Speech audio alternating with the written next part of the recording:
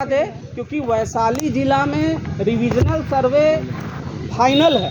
यानी जो सर्वे आपका 1960 में जो शुरू हुआ है उसी को आधार मानते हुए अभी जमाबंदी रसीद कट रहा है ना। तो इसीलिए हम लोग जो अभी आने वाला समय में यानी आपका दिसंबर जनवरी के आसपास जब हम लोग प्लॉट का वेरिफिकेशन करेंगे, जब खेसरा वाइज हम लोग जो है सबके प्लॉट में जाएंगे, उससे पहले जो है हम लोगों को जो है दिशा निर्देश प्राप्त है कि आवेदन की प्रक्रिया फॉर्म नंबर 2 और 3 को भर के उसको जो है आप अपने अमीन को या हम लोग का ऑफिस, जैसा कि आप लोग देख रहे होंगे बैनर में लिखा हुआ है कि हम लोग का ऑफिस जो है पंचायत सरकार भवन यानी ब्लॉक के बगल में जो आपका चक जमाल पंचायत सरकार भवन है प्रथम तल्ला में, वहाँ पे भी आप जमा कर सकते हैं। या यहाँ पे जो है आपके अमीन जो है सप्ताह में 2 बार जरूर यहाँ पे आएंगे इस पंचायत में, उनके भी माध्यम से आप जो है जमा करवा सकते हैं।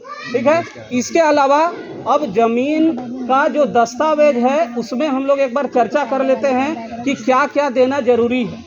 सबसे पहले ज़रूरी है कि अगर आपके पास केवाला है या खतियानी ज़मीन है तो उसका छाया प्रति जो है आपको देना ज़रूरी है ना।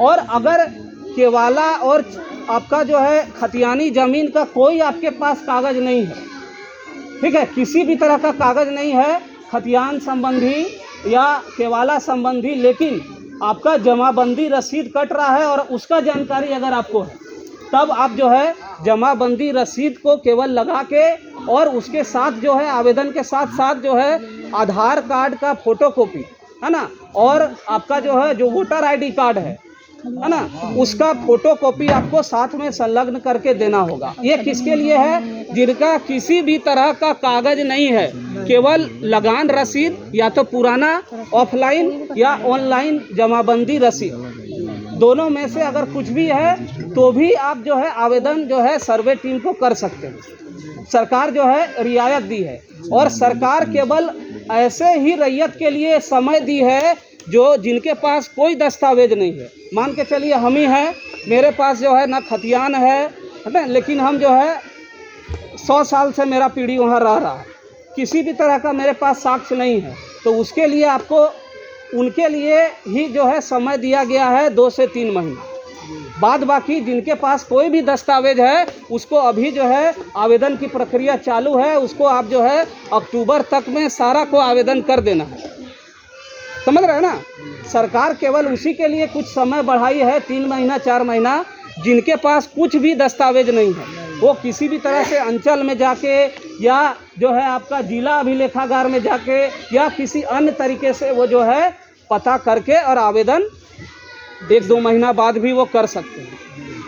अगर किन्हीं के पास दस्तावेज पूरा चक्कर लगाने के बाद भी, चाहे अंचल का चक्कर लगाइए, चाहे कहीं भी जिला में जा रहे हैं, चाहे अनुमंडल कार्यालय में जा रहे हैं, कोई दस्तावेज अगर नहीं मिल रहा है तो भी आपको केवल खाता और खेसरा संख्या अगर पता है तो आप जो है आवेदन कर सकते हैं। हम लोग फिर आगे जांच करेंगे।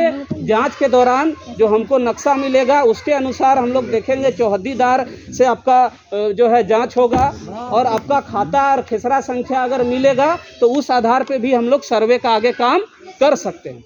इसमें किसी भी तरह का किंतु परंतु नहीं है।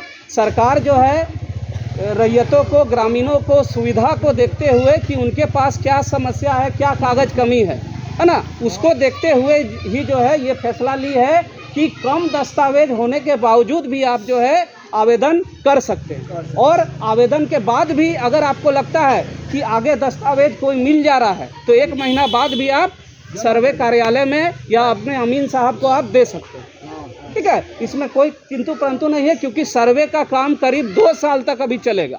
तो उस बीच आप जो है 5 महीना 6 महीना में भी अगर किन्हीं का कोई दस्तावेज नहीं है तो भी आप जो है दस्तावेज जमा कर सकते हैं। अब लेकिन आवेदन की प्रक्रिया आप लोग से निवेदन रहेगा कि सरकार क्योंकि तत्पर है कि ज़्यादा से ज़्यादा रैयत जो है आवेदन करे अपने ज़मीन को लेके, है ना, इसके लिए आप लोग आवेदन की प्रक्रिया करें। उसी के संदर्भ में आज हम लोग जो है यहाँ बैठे हुए हैं कि आज केवल हम लोग जो है कोशिश करें कि अगर किन्हीं रैयत का जो है आवेदन भरा हुआ है या किसी भी तरह का समझने में दिक्कत है तो उसका हम लोग एक बार अभी चर्चा विस्तार से कर देंगे। ठीक है। ये जो है मेन उद्देश्य है। और किसी भी तरह का आपको कि कोई भी तीसरा आदमी, कोई भी दलाल या किसी के चक्कर में आपको नहीं पड़ना है। सीधा जितना आपके पास जानकारी है, यानी खाता संख्या, खेसरा संख्या और रकबा और आपका चौहद्दीदार, इतना 4 जानकारी आपको होना ज़रूरी है, तभी आप फॉर्म भरिएगा और आवेदन कर पाइएगा। इसमें हम लोग कुछ फॉर्म लेंगे, तो इसमें हम लोग एक बार फिर से जो है फॉर्म कैसे भरना है, फॉर्म नंबर 2 में क्या क्या चीज़ है, एक बार हम लोग फिर से चर्चा कर देते हैं। और फॉर्म नंबर 3 जो कि वंशावली है, उसमें क्या क्या चीज़ है वो एक बार चर्चा कर देते हैं। साथ ही साथ आपको बता दें कि फॉर्म में किसी भी तरह का आपको एफिडेविट नहीं करवाना है कोई दस्तावेज के लिए, है ना। किसी भी तरह का आपको वंशावली अलग से सरपंच